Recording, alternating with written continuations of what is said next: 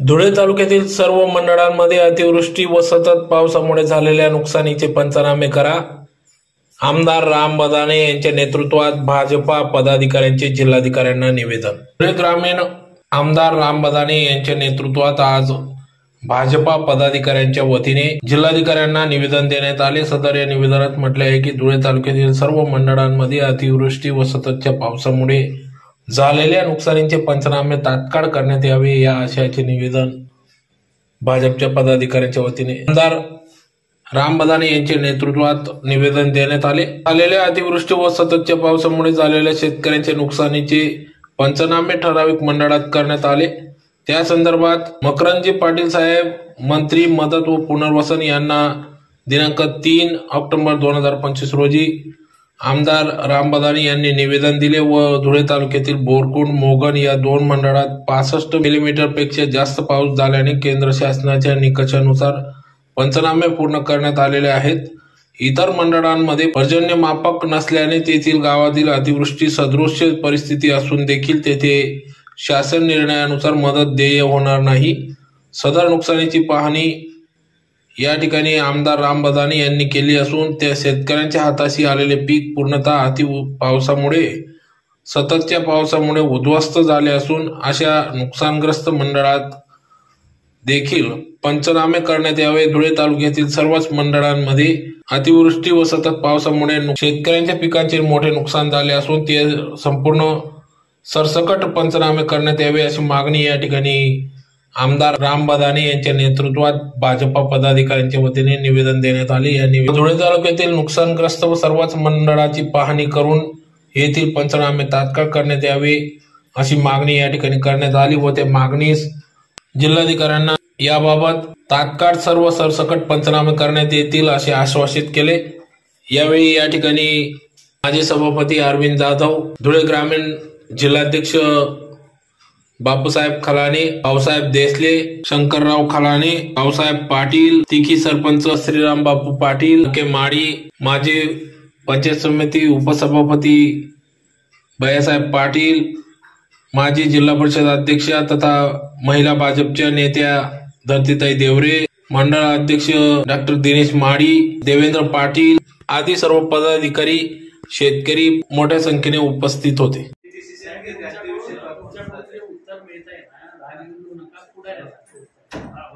आम्हाला पुढाऱ्यासारखं उत्तर अपेक्षित नाही. पुढारी आम्ही तुमच्याकडे आलोय एवढ्यासाठी आलेलो आहोत की जी तुमच्या खाली आता बघा काय तुम्हाला काही करणं आहे का? तुमच्या तहसीलदारांना, मंडलाधिकाऱ्यांना, तलाट्यांना एकत्र बसवा आणि त्यांना सांगा की वस्तुनिष्ठ जसं आता सांगताय ना सगळेजण हे शेतांमधलं चित्र आहे ना ते आणा तर फॅक्ट अँड फिगर सांगा. हा आदेश हा अपेक्षित आहे तुमच्याकडून आम्हाला उत्तर. असं नाही चालणार. उद्या आम्हाला लोक गावात घुसू देणार नाही, आम्ही तुम्हाला ऑफिसमध्ये घुसू देऊ. आम्ही तुमच्याकडे मागणी केल्यानंतर तुम्ही त्या गोष्टीचा म्हणजे तुम्ही न्याय देऊ शकता नाही की तुम्ही कामात टाळाटाळ केली आणि तुमच्या विरुद्ध खटला दाखल करू आणि 100% होईल यावेळेला.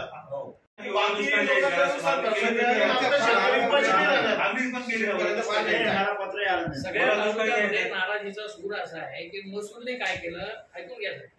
महसूलने काय केलं की 2 मंडळ अतिवृष्टी घोषित करून दिले आणि बस. त्याच्याने मेसेज इतका खराब गेला सगळ्या तालुक्यामध्ये. सगळ्या तालुक्यात परिस्थिती भीषण आहे, तशीच आहे.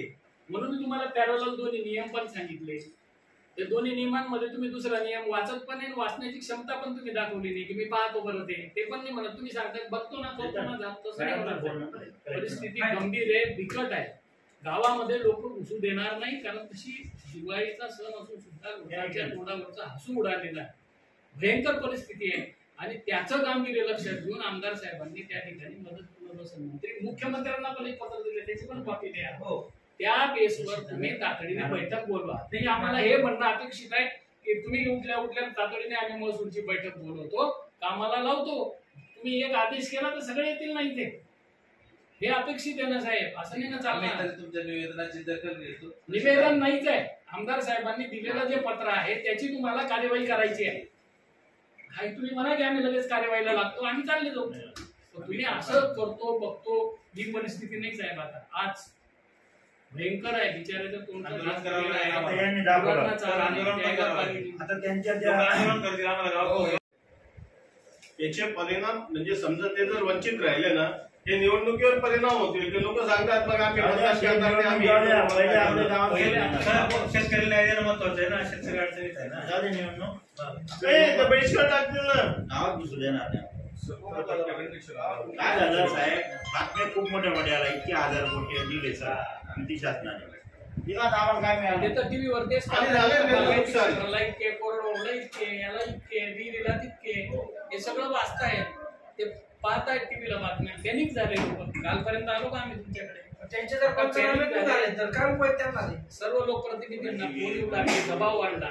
आणि तुमच्या काळचे लोक तेच सांगताय की आम्हाला अजून आदेश नुकसान झालेलं आहे त्यांनाही माहिती, पण ते असं म्हणतात आम्हाला आदेश नाही. एक मिनिट, काय ते म्हणतात आम्हाला आमचं ऐकत नाही. तलाठींना बी सांगितले म्हणे आम्हाला वरून आदेश नाहीये, स्पष्ट आम्ही आहे, काहीच करू स्पष्ट शकत नाही. आहे. स्पष्ट उत्तर दिलं त्यांनी. ते शेतापर्यंत बी आले नाही बघायला. आदेश अधिकारी पण आले आदेश नाही. नाही. आम्ही रोज त्यांना फोन करतो, तुम्ही कमीत कमी फिरवत तरी आमच्या तहसीलदार साहेबांचा सर्कल तलाठी यांचा तालुक्याचा तुम्ही आढावा तर घ्या. आणि साहेब जे खरोखर जे अतिवृष्टी भागात शेतकऱ्याचे नुकसान झालंय ना साहेब, जर त्यांना आता मदत नाही मिळाली तर त्यांच्या संतापाला कापूस पण लाल होऊन गेला आणि मका आणि कालचा पाऊस काल दिवस पडला जोरदार. कोणचं घास पडून गेलेला आहे. आता काय सांगितलं दादा, तुमच्या सरकारने काय सांगितलं? म्हणजे आम्हाला वरती आदेश नाही, तो कोणता GR सगळीकडे तेच सांगताय. मोठ बोलून घेतलं ना आपण. तालुक्याची महसूलची मीटिंग लावा आणि हा जो आढावा घ्या. नियम सोडून आम्ही मदत नियम सोडून गेली हो मदत. नियम करून मदत केली नाही, नियमाच्या बाहेर जाऊन मदत केली. निकष होते ते निकष सुद्धा आम्ही बघितले. 2 बाबी आहेत. तर तुम्ही तहसीलदारांना फोन करा ना, तहसीलदारांना फोन करा. एवढे लोक आले बाहेर, 100-200 लोक उभे बाहेर. लोक आंदोलन काय करतात. म्हणतात ना की 65 मिलीमीटर त्याचे करत आहेत. तसं खेड्यामध्ये पण काही वादविवाद साहेब, आम्ही स्पेसिफिक धुळे ग्रामीणसाठी आलेलो आहोत. 15 मंडळं आहेत. मी पुन्हा रिपीट करतोय, 15 पैकी 2च मंडळ अतिवृष्टीमध्ये आलेले आहेत. जिथे खरोखर नुकसान असेल तर पंचनामे करा. नाही करत ते डायरेक्ट सांगताय म्हणजे आदेश नाही करे म्हणून डायरेक्ट. आम्ही 4 वेळेस म्हणजे अक्षरात पावसात गेलो ती परिस्थिती बघून घ्या, आम्हाला आदेश नाही म्हणे, आम्ही करू शकत नाही म्हणजे. आणि साहेब आम्ही शेतकरी आहेत साहेब, शेतकरी बारा देतात याची परिस्थिती बघून घ्यायला तुम्ही चला लागेल तिथे शेतकरी परिस्थिती काय आहे म्हणून तिथं. आणि अतिशय परिस्थिती काय आहे? परिस्थिती हे धुळे तालुक्यात शेतकऱ्यांच्या मनात झाली. प्रातिनिधिक लोकांचा जो प्रक्षोभ आहे, प्रातिनिधिक तुमच्या दालनापर्यंत या हा जर वाढला ना, आम्हालाही आवडणं मुश्किल होईल, तुम्हालाही आवडणं मुश्किल होईल. कारण ज्या वेळेस माकडीचं धोरण आहे की बुडते तोपर्यंत तिला खांद्यावर धरते, पूर्ण बुडायला लागली तर तिला पायावर ठेवते, ती बुडायला. म्हणून साहेब, हा मला विनंती वजा सूचना आहे की तिकडे आमदार साहेब सर्व हेलपाटा घालतायत, सगळ्या मंत्र्यांना भेटतायत, वरच्या स्तरावरून त्यांना असा रिस्पॉन्स दिला जातो की आम्ही अशा प्रकारचे आदेश पारित केलेले आहेत. आता तुमचा तो कोणता GR काय संदर्भ लावतात, हा झाला वेगळा भाग. GRचे 2 संदर्भ लागतात, एक आपल्या सोयीनुसार लागतो आणि एक शब्दशः लागतो, बरोबर. तर मग तो शब्दशः अडकून न पडता फॅक्ट अँड फिगर आम्ही सांगतोय की काय वस्तुस्थिती, ग्राउंडवर काय रियालिटी आहे, हा जो प्रत्येक माणूस ग्राउंड रियालिटी ते सांगतो. हे फक्त प्रातिनिधिक आहे, 1-2-4 भयंकर आहे. तुम्ही जर नुसता ऍज अ RDC मी तर तुमचं अभिनंदन करेल की नुसतं एक कुठेतरी एका सर्कलमध्ये मंडल अधिकाऱ्याला घेऊन फिरू नये. तुम्ही सांगे 15 मंडळ आहेत, मी एका ठिकाणी व्हिजिट करतो, तुमच्या सुद्धा मनाला पाजर फुटेल अशी परिस्थिती आहे. आज तो व्हिडिओ दाखवतोय, त्याचा मका पाण्यामध्ये आहे, पाण्यातलं भुसकं ज्यावेळेस तो उचलतो त्याला कोण कुठलाय. व्यापारी 900-700 पण मका घेत नाहीये, 700 पण घेत नाहीये, तो वास यायला लागलेला आहे. ही परिस्थिती गंभीर आहे आणि म्हणून या परिस्थितीवर तुमच्याकडून हे उत्तर अपेक्षित आहे. आम्ही उद्या परत येऊ की आजच्या आज तुम्ही मंडलाधिकाऱ्यांची बैठक घ्या, तुम्हाला अधिकार आहे, नसतील तर तसं सांगा, आम्ही कलेक्टर बंगल्यावर जातो. खरं तर तुम्ही इमिजिएट आता मॅडमला ही गांभीर्य परिस्थितीचं मोठं गांभीर्य आहे, लोकप्रतिनिधी सगळे आलेले, मॅडम कुठे पाठवू. खरं तर तुम्ही RDC म्हणजे तुमचा तो रोल आहे, तुम्ही तो पण घेत नाहीये. आम्ही खात्याशी बोलतो. बोलू नाही आदेश परत बोलू म्हणजे मी तुम्हाला बोलतो पुढारी भाषा नको आहे सर आम्हाला. आम्ही पुढारी आहेत स्वतः.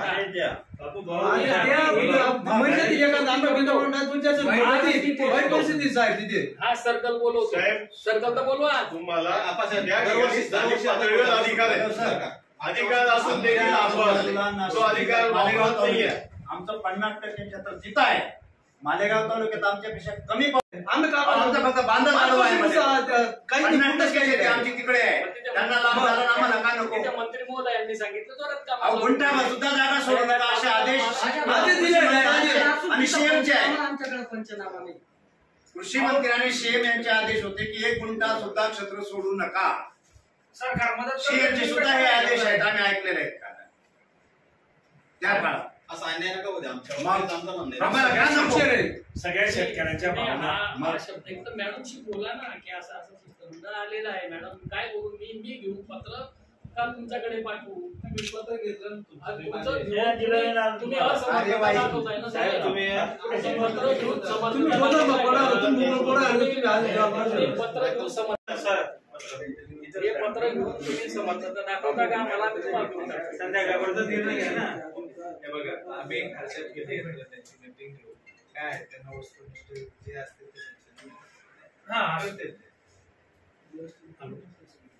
मॅडम बोललात तर मॅडम तुम्हाला काही शिक्षा करणार आहे. हा नंबर द्या मी बोलतो. द्या जिल्हाध्यक्षांना द्या. हॅलो हा मॅडम.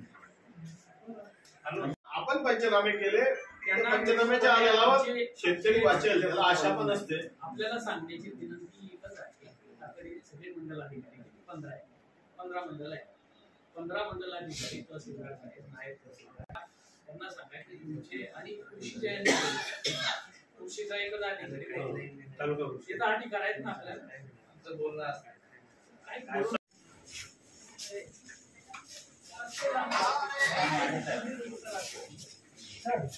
एका शब्दात मॅडम त्यांनी विषय संपवला.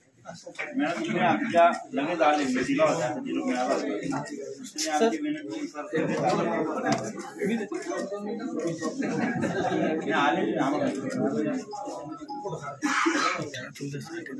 शेतकऱ्यांना न्याय